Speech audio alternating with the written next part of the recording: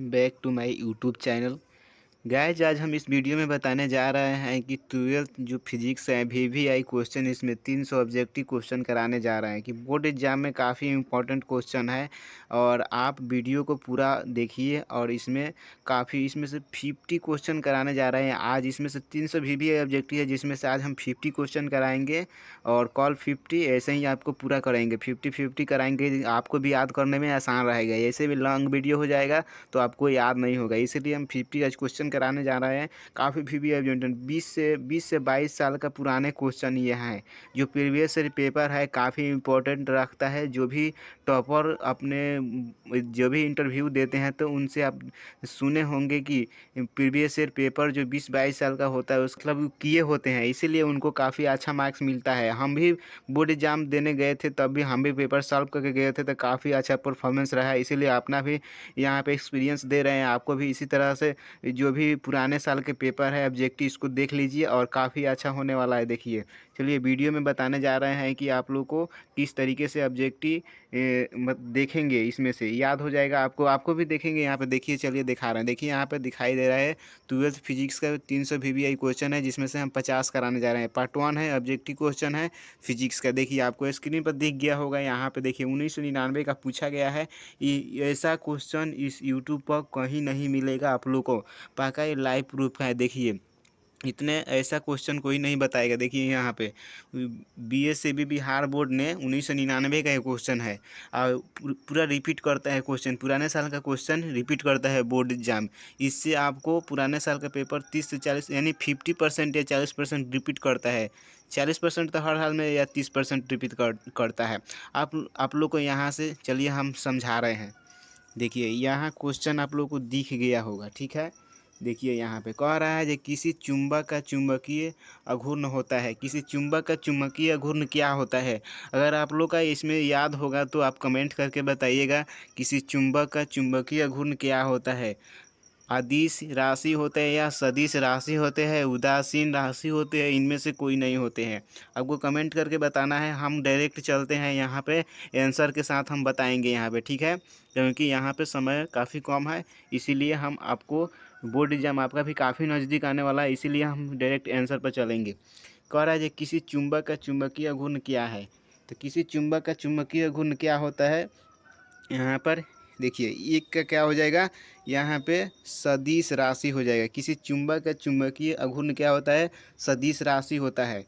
इसीलिए आपको भी इसी तरीके से याद करना है, ठीक है। आपको यहाँ पे क्या होगा आंसर, यहाँ पे किसी चुंबक का चुंबकीय अघूर्ण क्या होता है। चलिए स्टार्ट कर दिए यहाँ पे। किसी चुंबक का चुंबकीय अघूर्ण यही होता है कि यहाँ पे सदिश राशि होती है, सदिश राशि होती है। दूसरा नंबर क्वेश्चन हम स्टार्ट करते हैं। यहाँ पे दूसरा नंबर क्वेश्चन देखिए, यहाँ पे 2 नंबर क्वेश्चन है। देखिए 2 नंबर यह भी पूछा गया है 1990 1995 में क्वेश्चन को पूछा गया है। देखिए यहाँ पे आपको स्क्रीन पर साफ दिखाई दे रहा है आपको क्वेश्चन, देखिए ठीक है। यहाँ पे देखिए कह रहा है जो स्वप्रेरकत्व का एसआई मात्रक है। स्वप्रेरकत्व का एसआई मात्रक क्या है? स्वप्रेरकत्व का एसआई मात्रक यहाँ पे देखिए, इसमें से स्वप्रेरकत्व का एसआई मात्रक क्या होता है? एक में है कूलाम होता है, बोल्ट होता है, ओम होता है या हेनरी होता है। तो इसमें से स्वप्रेरकत्व का एसआई मात्रक क्या होता है, आप कमेंट करके बताइए, ठीक है। 2 का यहाँ पे हेनरी होता है, हेनरी। स्वप्रेरकत्व का ऐसे मतलब कहता है हेनरी होता है। यहाँ पे आंसर डी हो जाएगा। चलिए 3 नंबर क्वेश्चन पर हम चलते हैं। 3 नंबर क्वेश्चन क्या कह रहा है, देखिए यहाँ पे 3 नंबर क्वेश्चन, सॉरी इसके लिए आ जा रहा है। देखिए 3 नंबर क्वेश्चन आप लोग को दिखाई दे रहा है यहाँ पे। देखिए क्वेश्चन कह रहा है जे जब जब प्रकाश की एक किरण स्लेब में प्रवेश करती है तो उसका तरंगदैर्घ्य होता है। जब प्रकाश की एक किरण स्लेब में प्रवेश करती है तो उसका तरंगदैर्घ्य क्या होता है? उसका तरंगदैर्घ्य क्या होता है? बढ़ती है, यहाँ पे देखिए बढ़ती है, घटती है, शून्य होती है या अपरिवर्तित रहती है। क्या होती है यहाँ पे देखिए, क्या होती है? बढ़ती है, घटती है या अपरिवर्तित रहती है। यहाँ पे क्या होगा? घटती है। यहाँ पे आंसर बी हो जाएगा। 3 का आंसर बी होगा। जब प्रकाश की एक किरण स्लेब में प्रवेश करती है तो उसका तरंगदैर्घ्य घटती है। यहाँ पे आंसर बी हो जाएगा। आपको इसी तरीके से एग्जाम में मार्क कराना है। यहाँ पे घटती है, घबराहट नहीं होनी चाहिए। चलिए चौथा नंबर क्वेश्चन पे चलते हैं। यहाँ पे चौथा नंबर क्वेश्चन आप लोग को दिख रहा होगा स्क्रीन पर साफ सुथरा। चौथा नंबर क्वेश्चन आप लोग का क्या है, यहाँ पे देखिए चौथा नंबर क्वेश्चन है। देखिए यहाँ पे क्वेश्चन चौथा नंबर है, सूर्य अपनी विकिरण ऊर्जा प्राप्त करता है।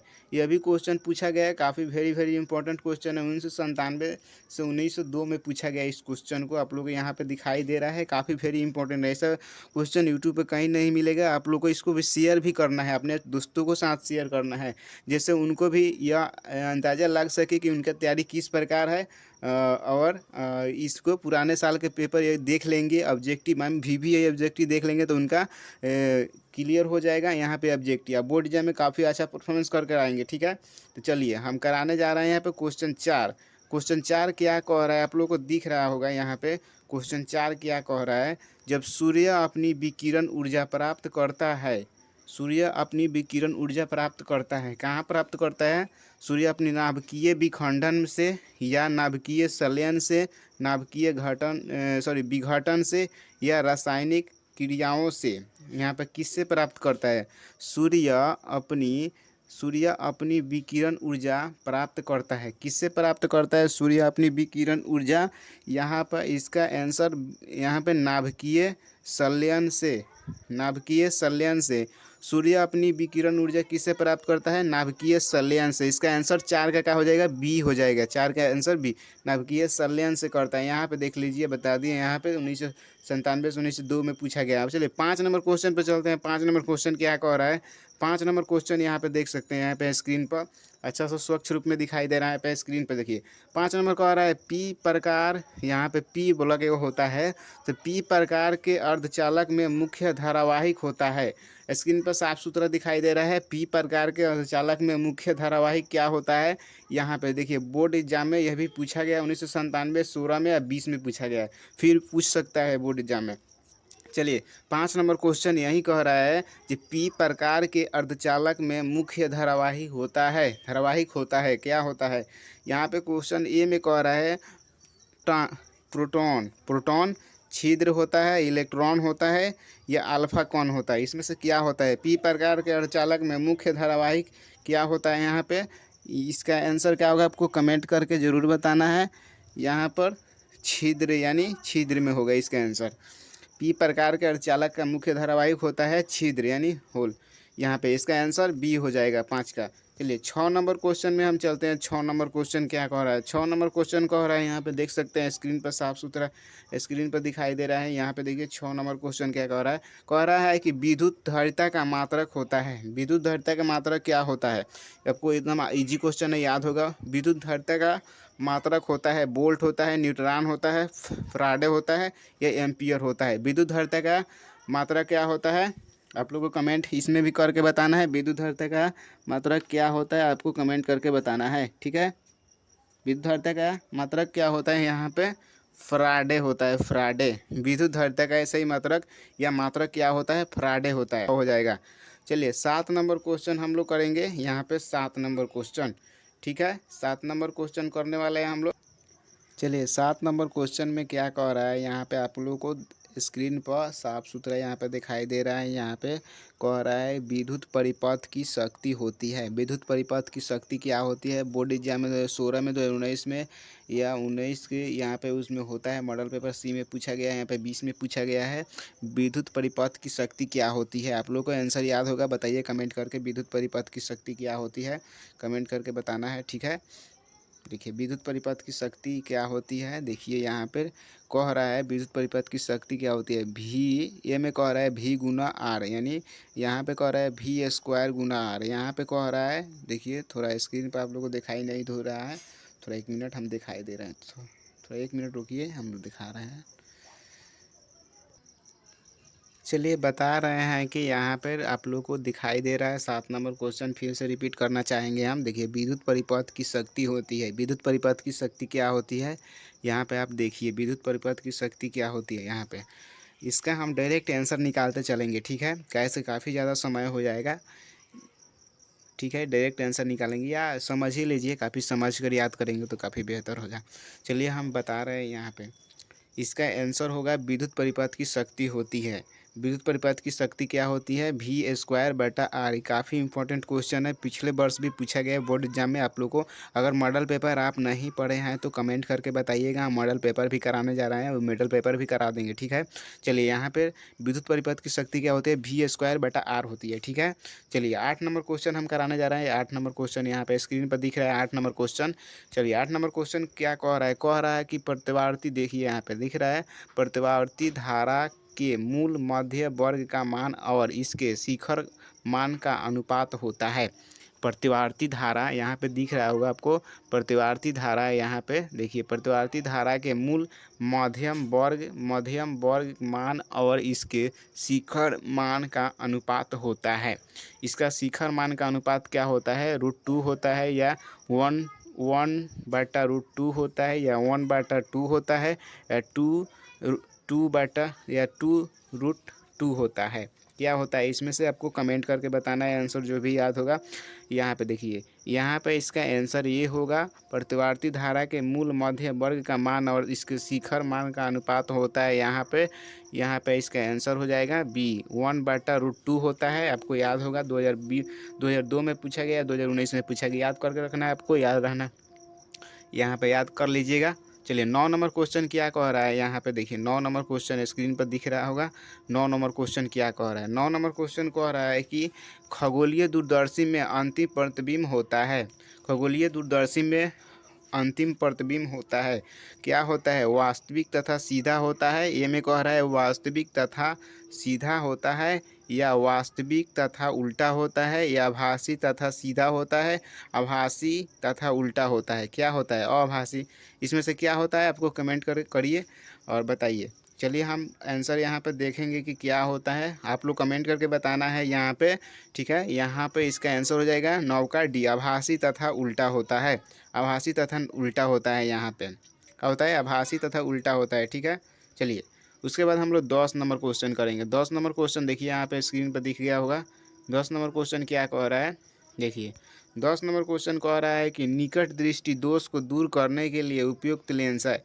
जो निकट की वस्तु, जब निकट दृष्टि दोष को दूर करने के लिए क्या है? निकट दृष्टि दोष को दूर करने के लिए यहाँ पर आपको क्या है? देखिए ए में उत्तल लेंस, 2 में अवतल लेंस, 3 में बेलनाकार लेंस, 4 में सम उत्तल लेंस। यहाँ पे इसका आंसर डी हो जाएगा, सम उत्तल लेंस। इसका आंसर डी हो जाएगा, सम उत्तल लेंस, ठीक है। चलिए 11 नंबर क्वेश्चन कर रहे हैं। यहाँ पे देखिए 11 नंबर क्वेश्चन इसी पर साफ एकदम दिखाई दे रहा है स्वच्छ रूप में, ठीक है। देखिए यहाँ पे देख सकते हैं 11 नंबर क्वेश्चन है, कह रहा है कि दीर्घ दृष्टि दोष को दूर करने के लिए उपयुक्त लेंस है। दीर्घ दृष्टि यानी दूर दृष्टि दोष को दूर करने के लिए उपयुक्त लेंस कौन सा है? उपयुक्त लेंस का नाम बताइए अपना। उपयुक्त लेंस इसमें से कौन सा है? चलिए उपयुक्त लेंस यहाँ पे कह रहा है उत्तल लेंस कह रहा है, अवतल लेंस कह रहा है, बेलनाकार लेंस और सम उत्तल लेंस। यहाँ पे इसका आंसर हो जाएगा ए, इसका उत्तल लेंस हो जाएगा। दूर दृष्टि दूर करने के लिए उपयुक्त लेंस का नाम है उत्तल लेंस, ठीक है। यहाँ पे पूछा गया, देख सकते हैं यहाँ पे, हर एक बार रिपीट हम नहीं कर पाएंगे। चलिए यहाँ पे 12 में क्वेश्चन देखिए, 12 में क्वेश्चन क्या कह रहा है? आप लोग को स्क्रीन पर साफ सुथरा दिखाई दे रहा है। 12 में क्वेश्चन कह कर रहा है, ठीक है, कह कर रहा है। चलिए 12 में क्वेश्चन कह रहा है प्लांट स्थिरांक की बीमा होती है। प्लांट स्थिरांक की बीमा क्या होती है? काफ़ी VBI क्वेश्चन है, प्लांट स्थिरांक की बीमा इसमें क्या होती है? चलिए प्लांट स्थिरांक की बीमा यहाँ पर देखिए, सॉरी, प्लांट स्थिरांक की बीमा यहाँ पे देख लीजिए अपना। ये कह रहा है ml² T−1, यहाँ पे कह रहा है बी में MLT, यहाँ पे कह रहा है सी में MLT−1, यहाँ पे डी में कह रहा है ML² LT−1। इसका आंसर हो जाएगा यहाँ पे ए, MLT² 1 हो जाएगा। यहाँ पे आंसर इसका यही हो जाएगा, ठीक है, ML² T−1, ठीक है। चलिए 13 नंबर क्वेश्चन में हम लोग को देखिए, यहाँ पे 13 नंबर क्वेश्चन स्क्रीन पर दिखाई दे रहा है। देखिए 13 नंबर क्वेश्चन क्या कह रहा है? यदि दो आवेशों के बीच की दूरी दोगुनी कर दी जाए तो उसके बीच का लगने वाला बल हो जाएगा। उसके बीच लगने वाला बल क्या हो जाएगा? यदि दो आवेशों के बीच की दूरी दोगुनी कर दी जाए तो उसके बीच में लगने वाला बल क्या हो जाएगा? 4 गुना हो जाएगा। आप लोग की क्या होगा? 2 गुना होगा कि क्या होगा? 1/2 गुना होगा या 1/4 गुना होगा। तो इसमें क्या हो जाएगा? इसमें क्या हो जाएगा, इसका आंसर पहले हम यहाँ पे बता देते हैं कि 1/2 गुना हो जाएगा कि 1/2 सॉरी 2 गुना हो जाएगा, 1/4 गुना या 4 गुना हो जाएगा। इसमें से क्या हो जाएगा, इसमें से क्या हो जाएगा, यहाँ पे इसका आंसर हो जाएगा यहाँ पे 1/4 गुना हो जाएगा। ठीक है, चलिए 14 नंबर क्वेश्चन करेंगे हम, 14 नंबर क्वेश्चन। ठीक है, 14 नंबर क्वेश्चन आप लोगों को एकदम स्वच्छ रूप में स्क्रीन पर दिखाई दे रहा है। 14 नंबर क्वेश्चन क्या है, यहाँ पे देखिए 14 नंबर क्वेश्चन। ठीक है, अवयवों के पुनर्वितरण में किसका क्षय होता है, अवयवों के पुनर्वितरण में किसका क्षय होता है। पुनर्वितरण का समझ रहे होंगे, आपको सब्जेक्टिव भी करा दिया जाएगा। ठीक है, अवयवों के पुनर्वितरण में किसका क्षय होता है, ऊर्जा का क्षय होता है कि शक्ति का क्षय होता है, अवयव का होता है कि इनमें से कोई नहीं। किसमें होता है, शक्ति होता है, ऊर्जा होता है, अवयव का होता है, इनमें से कोई नहीं। किसका होता है, कमेंट करिए किसका होता है। यहाँ पे इसका आंसर हो जाएगा बी, ऊर्जा का होता है, ऊर्जा का क्षय होता है। आज इजी क्वेश्चन है एकदम, 1996 में पूछा गया, अब की बार बोर्ड एग्जाम में 2024 में पूछने जाए एकदम। 2024 के भी इंपॉर्टेंट क्वेश्चन है। चलिए 15 नंबर क्वेश्चन कराने जा रहे हैं। 15 नंबर क्वेश्चन में क्या कह रहा है, देखिए स्क्रीन पर साफ स्वच्छ रूप में दिखाई दे रहा है यहाँ पे स्क्रीन पर। ठीक है, चलिए 15 नंबर क्वेश्चन कह रहा है कि ताप बढ़ाने के साथ साथ अर्धचालक का प्रतिरोध बढ़ता है। ताप बढ़ाने के साथ साथ प्रतिरोधक का चाल क्या होता है, अर्धचालक का प्रतिरोध बढ़ता है घटता है, क्या होता है इसमें से। देखिए इसमें क्या होता है, आपको देखिए कमेंट करिए। यहाँ पे बी में देखिए घटता है कि बढ़ता है, कि यहाँ पे कभी बढ़ता है तो कभी घटता है, क्या होता है, अपरिवर्तित रहता है। तो इसमें से क्या हो जाएगा आपका आंसर, यहाँ पे आंसर हो जाएगा बी, 15 का आंसर बी हो जाएगा, घटता है। ठीक है, बढ़ता घटता है, सॉरी घटता है, यहाँ पे इसको डिलीट कर दीजिए। ठीक है, बढ़ता है यहाँ पे। ठीक है, चलिए यहाँ पे क्या होगा, सॉरी घटता है, यहाँ पे हो जाएगा। ठीक है, चलिए घटता है। 16 नंबर क्वेश्चन हम लोग करने जा रहे हैं। 16 नंबर क्वेश्चन देखिए, 16 नंबर क्वेश्चन है यहाँ पे देखिए, 16 नंबर क्वेश्चन दिखाई दे स्क्रीन पर। लोहा होता है, लोहा क्या होता है, BSc क्वेश्चन है। लोहा क्या होता है, लोहा 2020 में लोहा क्या होता है। ठीक है, 16 नंबर क्वेश्चन है, लोहा क्या होता है। 16 नंबर क्वेश्चन, लोहा क्या होता है। यहाँ पे लोहा होता है अनुचुंबकीय, प्रतिचुंबकीय, लोह चुंबकीय, इनमें से कोई नहीं। एकदम इजी क्वेश्चन है, लोह चुंबकीय होता है। ठीक है, लोह चुंबकीय एकदम इजी, याद रखिएगा। 16 का यहाँ पे आंसर हो जाएगा लोह चुंबकीय। ठीक है, चलिए 17 नंबर क्वेश्चन हम कराने रहे हैं। 17 नंबर क्वेश्चन, ठीक है, 17 नंबर क्वेश्चन को आ रहा है यहाँ पे देखिए, साफ सुथरा एकदम स्क्रीन पे आपको दिखाई दे रहा है यहाँ पे। 17 नंबर क्वेश्चन क्या कह रहा है, 17 नंबर कह रहा है कि किसी ऊंचाई ट्रांसफार्मर के प्राथमिक और द्वितीयक कुंडली में तार क्रमशः N1 तथा N2 हो तो फिर तब फेरा क्या होगा। यहाँ पे 19 में पूछा गया है, तो फेरा क्या हो जाएगा, यहाँ पे फेरा, यहाँ पे N1 होगा या N2 होगा। तो यहाँ पे N2 होगा, या यहाँ पे N1 होगा या N2 होगा। फिर यहाँ पे चलिए इसमें का डायरेक्ट आंसर हम बता दे रहे हैं क्योंकि ज़्यादा समय हो रहा है। यहाँ पर आंसर इसका क्या हो जाएगा, यहाँ पे 17 का आंसर कमेंट कीजिए, क्या हो जाएगा 17 का आंसर। किसी कुंडली की ट्रांसफार्मर की प्राथमिक और द्वितीयक कुंडली के तार में क्रमशः N1 तथा N2 फेरे हो तो इसमें क्या हो जाएगा, ये बराबर हो जाएगा कि N1 = 0 हो जाएगा या N1 N2 हो जाएगा 12 या छोटा होगा। तो इसमें से कौन होगा आपको कमेंट करके बताना है। यहाँ पे बताइए, अपना कमेंट कीजिए और हमको तो यहाँ पे कौन हो जाएगा बताइए। यहाँ पे देखिए, यहाँ पे इसका आंसर हो जाएगा बी, यहाँ पे आंसर क्या होगा, बी हो जाएगा आंसर। यहाँ पे बी हो जाएगा N2 यानी 12 हो जाएगा, या इससे N1 N2 से। ठीक है, चलिए यहाँ पे 18 नंबर क्वेश्चन है, यहाँ पर 18 नंबर क्वेश्चन है।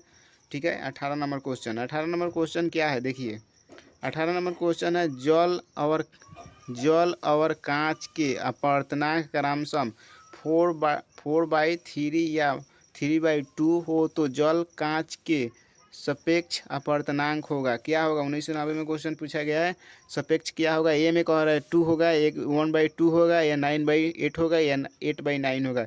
इसमें से इसका आंसर क्या हो जाएगा, यहाँ पे इसका आंसर डी हो जाएगा। ठीक है, डी आंसर होगा यहाँ पे, 8/9 हो जाएगा। ठीक है, चलिए 19 नंबर क्वेश्चन कराने जा रहे हैं, 19 नंबर क्वेश्चन। ठीक है, देखिए यहाँ पे स्क्रीन पर दिख रहा होगा। 19 नंबर क्वेश्चन कह रहा है लेंस की फोकस दूरी 20 सेंटीमीटर है तो इसका क्षमता होगी। लेंस की जो फोकस दूरी 20 सेंटीमीटर है तो इसकी क्षमता क्या होगी। 1994 में क्वेश्चन पूछा गया, इस पर पूछ सकता है। लेंस की क्षमता 20 डायप्टर होगी कि 0.05 डायप्टर होगी कि 0.5 डायप्टर होगी या 5 डायप्टर होगी। लेंस की क्षमता क्या होगी यहाँ पे। चलिए लेंस की क्षमता क्या होगी, इसका आंसर क्या होगा। लेंस की क्षमता क्या होगी, लेंस की फोकस दूरी 20 सेंटीमीटर, इसकी क्षमता क्या होगी। ठीक है, इसकी क्षमता क्या होगी यहाँ पे, इसकी क्षमता 5 डायप्टर हो जाएगी। यहाँ पे आंसर हो जाएगा। ठीक है, चलिए 20 नंबर क्वेश्चन क्या कह रहा है यहाँ पे। 20 नंबर क्वेश्चन कह रहा है कि एक सूक्ष्मदर्शी से बना हुआ प्रतिबिंब होता है। एक सूक्ष्मदर्शी से बना हुआ प्रतिबिंब क्या होता है, यहाँ पे देखिए साफ सुथरा यहाँ पे पूछा गया है। एक सरल सूक्ष्मदर्शी से बना हुआ प्रतिबिंब होता है, क्या होता है यहाँ पे। काल्पनिक तथा सीधा होता है, काल्पनिक तथा उल्टा होता है, वास्तविक तथा सीधा होता है, वास्तविक और तथा उल्टा होता है। एक सूक्ष्मदर्शी से मतलब एक सरल सूक्ष्मदर्शी से बना हुआ प्रतिबिंब होता है, क्या होता है। एक सरल सूक्ष्मदर्शी से बना हुआ प्रतिबिंब होता है, काल्पनिक और सीधा होता है। इसका आंसर क्या हो जाएगा, इसका आंसर हो जाएगा यहाँ पे काल्पनिक तथा सीधा होता है। ठीक है, चलिए 21 नंबर क्वेश्चन पर हम लोग चलेंगे। 21 नंबर क्वेश्चन, ठीक है 21 नंबर, इसका आंसर मिल गया आपको।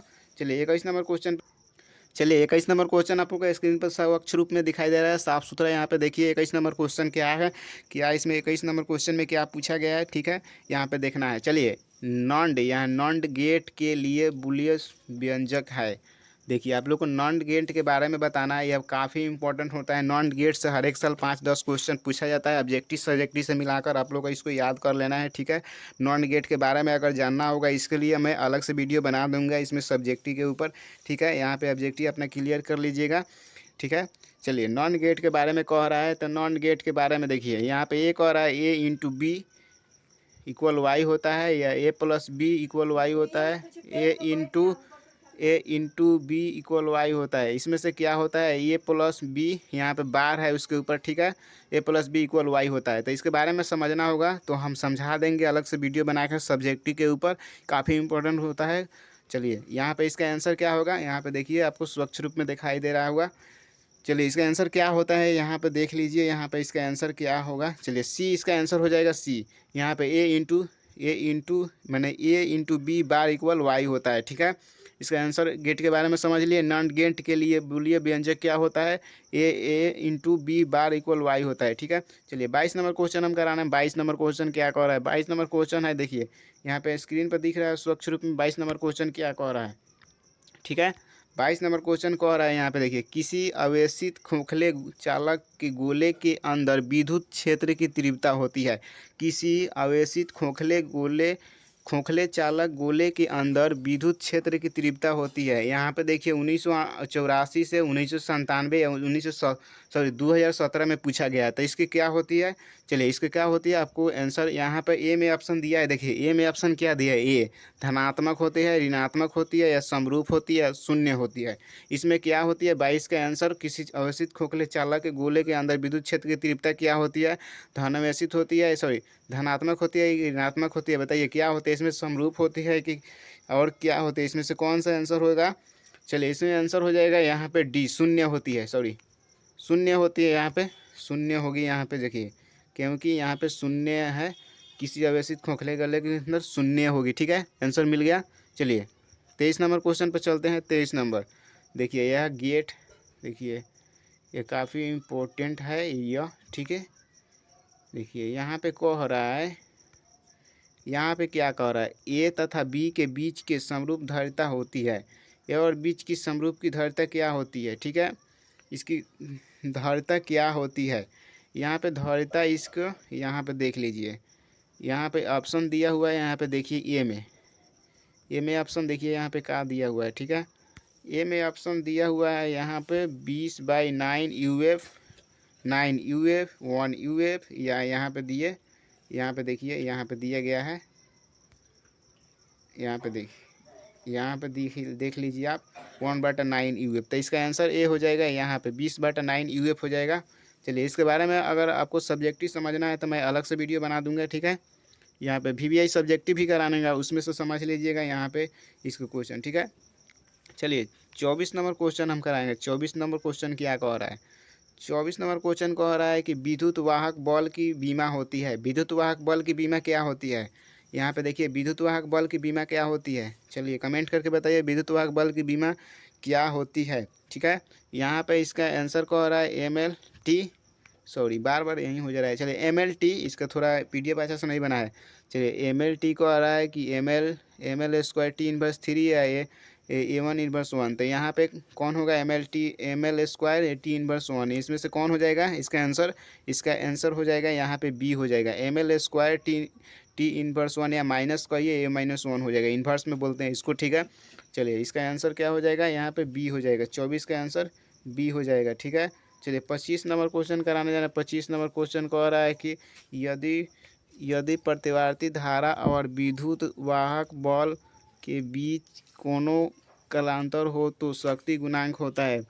इसका शक्ति गुणांक के बारे में पूछ रहा है, तो इसमें शक्ति गुणांक क्या होगा? शक्ति गुणांक क्या होगा? यहाँ पे साइन है, टेन है, कॉस 2 है, यहाँ पे कॉस है। तो इसमें से शक्ति गुणांक क्या होगा? यदि प्रतिवर्ती धारा विद्युत वाहक बल के बीच एक कोण का कालांतर हो तो शक्ति गुणांक का मान होता है। शक्ति गुणांक का मान यहाँ पे पूछ रहा है, तो शक्ति गुणांक का मान यहाँ पे D हो जाएगा, cos A हो जाएगा। ठीक है, चलिए उसके बाद हम कराएंगे 26 क्वेश्चन नंबर। 26 नंबर में क्वेश्चन क्या कह रहा है? देखिए कह रहा है स्वस्थ व्यक्ति के लिए स्पष्ट दृष्टि की न्यूनतम आयु होती है 25 सेंटीमीटर। आप लोग एकदम इजी क्वेश्चन होगा। यहाँ पे देखिए 250 सेंटीमीटर दिया हुआ है, यहाँ पे 25 सेंटीमीटर, यहाँ पे 50 सेमी या अनंत होता है। इसमें से क्या होता है? एक स्वस्थ व्यक्ति के लिए स्पष्ट न्यूनतम दूरी क्या होती है? स्पष्ट न्यूनतम दूरी, इसका आंसर हो जाएगा 25 सेंटीमीटर होती है। ठीक है, याद करके रखिएगा, काफ़ी इजी क्वेश्चन है। उसके बाद चलिए 27 नंबर क्वेश्चन है स्टार्ट। 27 नंबर को आ रहा है एक व्यक्ति अपने चश्मे को लेंस को फ्रेम में घुमाता है और उसके पाता की समजनक गड़बड़ा गया है तो उसे पता चलता है कि जिस प्रकार दृष्टि दोष है वह है।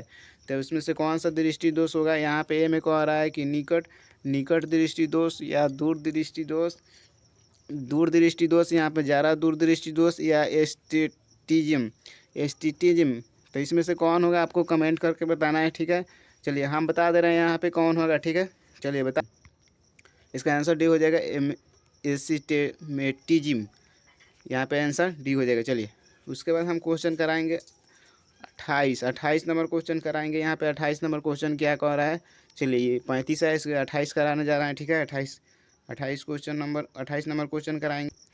चलिए 28 नंबर क्वेश्चन यहाँ पे देख लीजिए, स्क्रीन पर साफ स्वच्छ रूप में दिखाई दे रहा है। कह रहा है जिस घटना से प्रकाश तरंगे की प्रकाश निर्वाध रूप में अनुप्रस्थ सिद्ध होती है। मैंने कहा जिस घटना से प्रकाश तरंगे किसी प्राकृतिक निर्वाध या रूप में अनुप्रस्थ सिद्ध होती है, किसमें? व्यक्तीकरण या विवर्तन या ध्रुवण या अपवर्तन, किसमें होती है?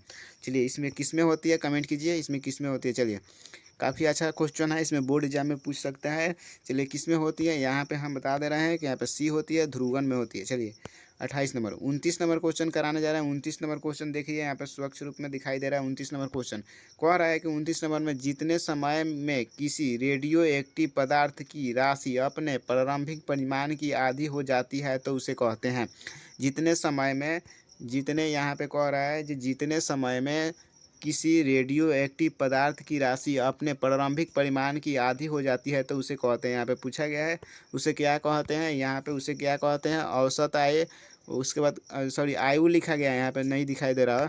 अर्धवायु, क्षय नियतांक, इनमें से कोई नहीं। इसे क्या कहते हैं? यहाँ पे आपको कमेंट कीजिए, यहाँ पे क्या कहते हैं। चलिए यहाँ पे इसको आंसर हो जाएगा यहाँ पे बी अर्ध आयु कहते हैं। ठीक है, अर्ध आयु कहते हैं। 29 नंबर का अर्धवायु कहते हैं। उसके बाद 30 नंबर क्वेश्चन कराएंगे। 30 नंबर क्वेश्चन यहाँ पे देखिए स्वच्छ रूप में दिखाई दे रहा है। स्वच्छ रूप में यहाँ पे देखिए कह रहा है 30 नंबर क्वेश्चन, यहाँ पे स्थिरांक विद्युत क्षेत्र होता है। स्थिरांक विद्युत क्षेत्र होता है, संराक्षी होता है, असंराक्षी होता है, दोनों होता है, इनमें से कोई नहीं होता है। तो इनमें कौन होगा? विद्युत स्थिरांक कहते हैं। स्थिर विद्युत क्षेत्र होता है, तो संरक्षी होता है, असंरक्षी दोनों होता है, इनमें से कोई नहीं। तो स्थिर विद्युत क्षेत्र क्या कहते हैं? यहाँ पे पूछा गया 2011 में, और काफ़ी VVIP क्वेश्चन है। यहाँ पे इसे क्या कहते हैं?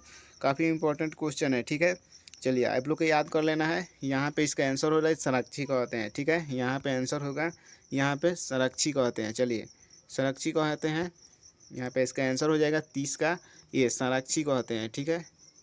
संरक्षी कहते हैं, यहाँ पे संरक्षी कहते हैं, संरक्षी कहते हैं, ठीक है। चलिए उसके बाद यहाँ पे 31 नंबर क्वेश्चन, 31 नंबर क्वेश्चन यहाँ पे दिख रहा होगा। 31 नंबर किलोवाट घंटा मात्रक पूछ रहा है। चलिए कह रहा है किलोवाट घंटा मात्रक है। किलोवाट घंटा किसका मात्रक है? 9th क्लास में भी है। किलोवाट घंटा किसका मात्रक है? काफ़ी इजी क्वेश्चन है। चलिए इसका आंसर हो जाएगा बी ऊर्जा।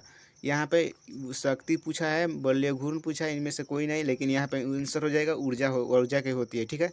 यहाँ पे ऊर्जा का मात्रक होती है किलोवाट घंटा, ठीक ठीक है। चलिए उसके बाद हम कराने जा रहे हैं 32 नंबर क्वेश्चन। 32 नंबर का हो रहा है, काफ़ी इजी क्वेश्चन है। 32 नंबर दिखाई दे रहा है यहाँ पे। 32 नंबर क्वेश्चन काफ़ी इंपॉर्टेंट क्वेश्चन है। स्वप्रेरकत्व का ऐसा ही मात्रक है। कूलाम है, बोल्ट है, ओम है, हेनरी है। इसमें से कौन है? स्वप्रेरकत्व का ऐसा ही मात्रक क्या है? कमेंट कीजिए इसमें से क्या है? स्वप्रेरकत्व का ऐसा ही मात्रक क्या है? यहाँ पे स्वप्रेरकत्व का ऐसा ही मात्रक डी होगा। हेनरी होता है स्वप्रेरकत्व का ऐसा ही मात्रक। उसके बाद यहाँ पे 33 नंबर क्वेश्चन करेंगे। 33 नंबर क्वेश्चन कह रहे हैं प्रतिघात का मात्रक होता है। प्रतिघात का मात्रक क्या होता है? ओम होता है, मोह होता है, फ्राइडे होता है, एम्पियर होता है। प्रतिघात का मात्रक क्या होता है? प्रतिघात का मात्रक कमेंट करके बताइए, प्रतिघात का मात्रक क्या होता है? यहाँ पे इसका आंसर हो जाएगा प्रतिघात का मात्रक। यहाँ पे इसका मात्रक हो जाएगा ए हो जाए, सॉरी, इसका प्रतिघात का मात्रक क्या हो जाएगा? ओम हो जाएगा। यहाँ पे ओम, ओम हो जाएगा। प्रतिघात का मात्रक क्या हो जाएगा? ओम हो जाएगा, ठीक है। प्रतिघात का मात्रक ओम हो जाएगा। चलिए उसके बाद 34 नंबर क्वेश्चन यहाँ पे स्क्रीन पर साफ सुथरा दिखाई दे रहा है। 34 नंबर क्वेश्चन कह रहा है कि वस्तु से 12 आभासी प्रतिबिंब बनता है। किस में? 1984 में पूछा गया है। वस्तु से 12 आभासी प्रतिबिंब बनता है। वस्तु से आभासी 12 प्रतिबिंब क्या बनता है? यहाँ पे वस्तु से 12 आभासी प्रतिबिंब बनता है। यहाँ पे कह रहा है कि उत्तल दर्पण से, अवतल दर्पण से, समतल दर्पण से, इनमें से कोई नहीं। कह रहा है किसी वस्तु से 12 आभासी प्रतिबिंब बनता है। तो इसका आंसर क्या होगा? कमेंट कीजिए। यहाँ पे आंसर इसका हम बता दे रहे हैं। देखिए इसका आंसर हो जाएगा, इसका आंसर हो जाएगा यहाँ पे, ठीक है, अवतल दर्पण से, अवतल दर्पण से, ठीक है। चलिए उसके बाद हम क्वेश्चन कराने जा रहे हैं यहाँ पे 35 क्वेश्चन कराने जाएंगे। यहाँ पे आप लोग को यहाँ तक क्लियर हो गया। अब 35 नंबर क्वेश्चन एकदम स्क्रीन पर दिखाई दे रहा है। यहाँ पे एन प्रकार के अर्धचालक का मुख्य धारावाहिक होता है। यहाँ पे क्वेश्चन पूछा गया है, देख लीजिए अपना। एन प्रकार के अर्धचालक का मुख्य धारावाहिक क्या होता है? यहाँ पे देखिए एक में कह रहा है प्रोटॉन, यहाँ पे विवरण, यानी सॉरी यहाँ पे विवरण दिया है, होल्स दिया है, या इलेक्ट्रॉन, यहाँ पे अल्फा कौन क्या होता है? एन प्रकार का अर्धचालक का मुख्य धारावाहिक क्या होता है? एन प्रकार का अर्धचालक का मुख्य धारावाहिक क्या होता है? ठीक है, एन प्रकार का मुख्य धारावाहिक क्या होता है? कमेंट कीजिए तो क्या होता है, ठीक है, क्या होता है? यहाँ पे इसका आंसर हो जाएगा सी, इलेक्ट्रॉन होता है। यहाँ पे सी होगा आंसर, 35 का सी हो जाएगा, ठीक है। 35 का आंसर सी हो जाएगा, इलेक्ट्रॉन होता है। चलिए 36 नंबर क्वेश्चन कह रहा है। 36 नंबर क्वेश्चन कह रहा है, यहाँ पे देखिए 36 नंबर क्वेश्चन क्या कह रहा है? विद्युत आवेशों के बीच लगने वाला बल को कहते हैं। विद्युत आवेशों के बीच लगने वाला बल को क्या कहते हैं? विद्युत आवेशों के बीच लगने वाले बल को क्या कहते हैं? यहाँ पे कूलाम के नियम कहते हैं। कूलाम के नियम कहते हैं। इसका आंसर होगा कूलाम के नियम कहते हैं। चलिए इसके बाद हम चलेंगे यहाँ पर, अब हो सकेगा तो डायरेक्ट आंसर पर चलेंगे। कूलाम के नियम कहते हैं। विद्युत आवेशों के बीच लगने वाला बल को क्या कहते हैं? कूलाम के नियम। काफ़ी इजी क्वेश्चन है। चलिए यहाँ पे कह रहा है 37 नंबर क्वेश्चन। चलिए 37 नंबर क्वेश्चन यहाँ पे देखिए, 37 रुपये इलेक्ट्रॉन पर आवेश होता है। काफ़ी इजी क्वेश्चन है। इलेक्ट्रॉन पर आवेश होता है, इलेक्ट्रॉन पर आवेश होता है। यहाँ पे बी कह रहा है 1.6 गुना 10 पावर 19, ठीक है, गुलाम होता है। यानी 1.6 गुना 10 पावर -19 गुलाम होता है। काफ़ी इजी क्वेश्चन है। चलिए 38 नंबर क्वेश्चन करेंगे। 38 नंबर क्वेश्चन यहाँ पे देखिए, 38 नंबर क्वेश्चन कह रहा है कि आपको एक ओम के 3 नियमों प्रतिरोध दिए गए हैं, तो इसके इसके यहाँ पे इसके कह रहा है इसके संयोजन से न्यूनतम प्रतिरोध प्राप्त किया जा सकता है। इसके संयोजन से प्रतिरोध प्राप्त किया जा सकता है। तो इसमें एक में कह रहा है ओम, 1/2 ओम, 3 ओम, या 1/2 थीरियम। कैसे ही थोड़ा सा हार्ड क्वेश्चन है, इसीलिए आप लोग को ऑप्शन में समझा दे रहे हैं। कह रहा है कि 1 ओम 1/2 ओम, इसको ख्याल रखिएगा। ये थीरियम कौन सा कह रहा है, 1/3 ओम। तो इसमें से कौन सा इसका आंसर हो जाएगा आपको ये इसमें से, ठीक है। चलिए इसका आंसर हो जाएगा डी, यहाँ पे आंसर होगा डी 1/3 ओम। इसका आंसर हो जाएगा 38 का डी, ठीक है। 38 का डी हो जाएगा, सॉरी थोड़ा सा डिस्टर्ब कर दे रहा है। 38 का डी होगा यहाँ। चलिए 38 का डी हो जाएगा यहाँ पे 1/3 ओम हो जाएगा। चलिए 39 नंबर क्वेश्चन यहाँ पे देखिए। 39 नंबर क्वेश्चन कह रहा है कि अनुचुंबकीय पदार्थ की प्रवृत्ति होती है। अनुचुंबकीय पदार्थ की प्रवृत्ति क्या होती है? शून्य होते हैं, स्थिरांक होते हैं, अनंत होते हैं, इनमें से कोई नहीं। यह भी इजी क्वेश्चन है। इनमें से कौन होती है, कमेंट करके बताइए। अनुचुंबकीय पदार्थ की प्रवृत्ति क्या होती है, ठीक है। अनुचुंबकीय पदार्थ की प्रवृत्ति होती है यहाँ पे, इसका आंसर हो जाएगा यहाँ पे बी हो जाती स्थिरांक होती है, ठीक है। यहाँ पे स्थिरांक होती है, ठीक है। ये क्वेश्चन है, अनुचुंबकीय की पदार्थ की प्रवृत्ति क्या होती है? स्थिरांक होती है, ठीक है। चलिए उसके बाद क्वेश्चन 39 नंबर करेंगे। 40 नंबर क्वेश्चन, ठीक है। 40 नंबर क्वेश्चन कह रहा है चुंबकीय अघूर्ण का एसआई मात्रक होता है। काफ़ी इंपॉर्टेंट क्वेश्चन, इजी क्वेश्चन। चुंबकीय अघूर्ण का एसआई मात्रक होता है। चुंबकीय अघूर्ण का एसआई मात्रक इसमें क्या होता है? डायरेक्ट होता है। चलिए आंसर हो जाएगा ए माइनस एम स्क्वायर, यानी ए एम स्क्वायर, ठीक है।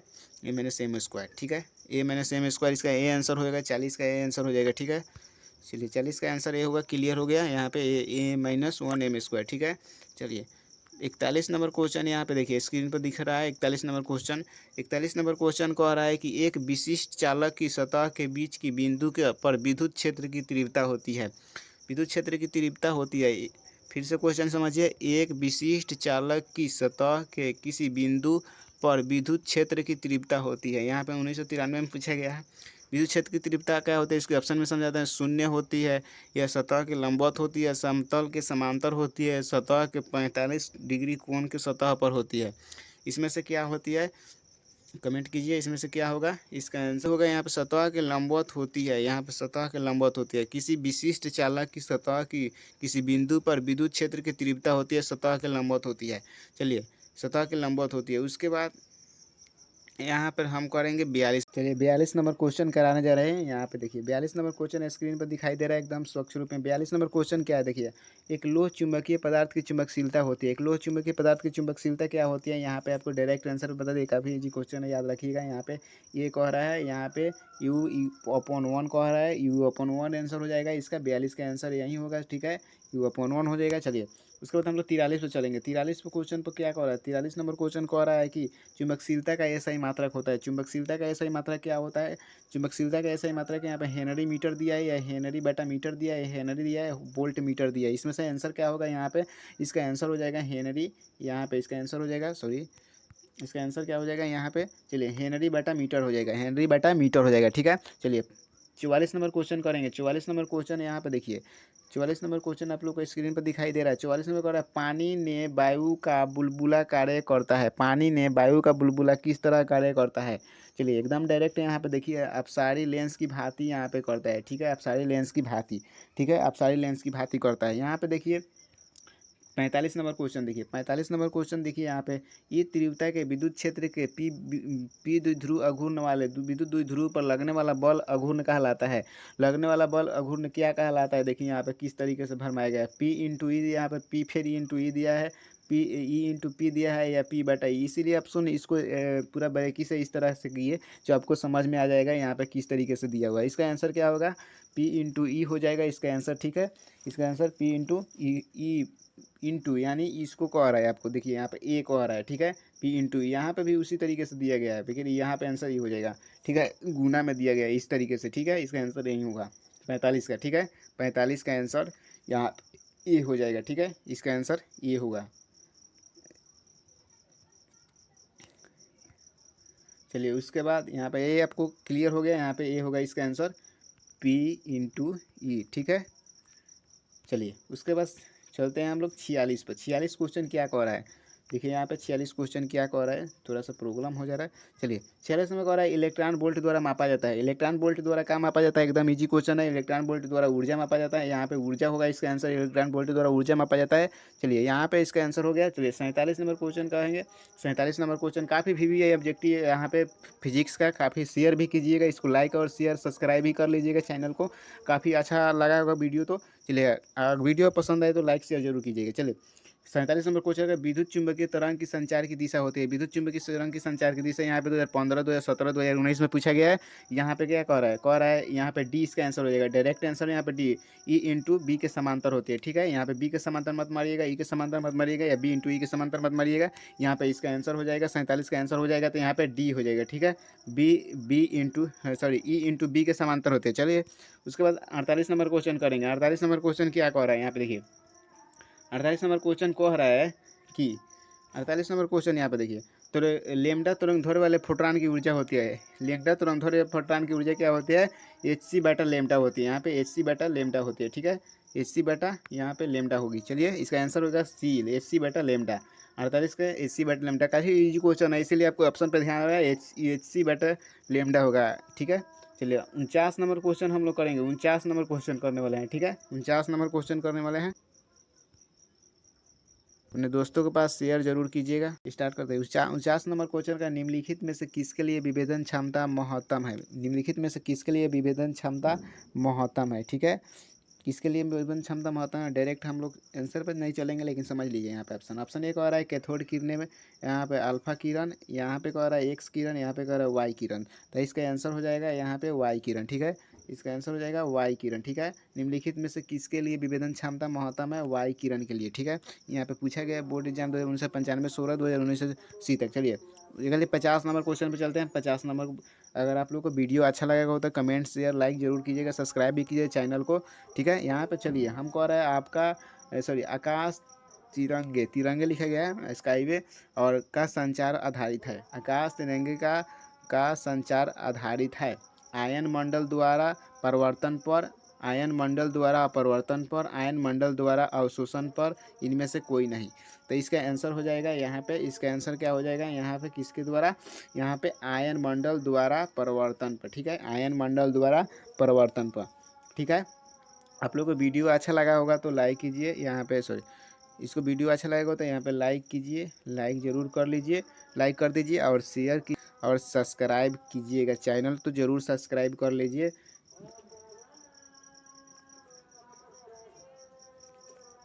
यहाँ पे चैनल को ज़रूर सब्सक्राइब कर लीजिए। ठीक है, और लास्ट तक वीडियो देखने के लिए थैंक यू। और अपने दोस्तों के पास जो नहीं देखे होंगे वीडियो, उनके पास यह शेयर कर दीजिएगा। अपने बेस्ट फ्रेंड के पास इस वीडियो को शेयर कर दीजिएगा। काफ़ी इंपॉर्टेंट क्वेश्चन है बोर्ड एग्जाम के लिए, और सारे दोस्तों के पास शेयर जरूर कीजिएगा। Very very important question. Thank you very very. में मिलेंगे, तब तक के लिए धन्यवाद। ठीक है, चलिए अगले वीडियो में मिलते हैं।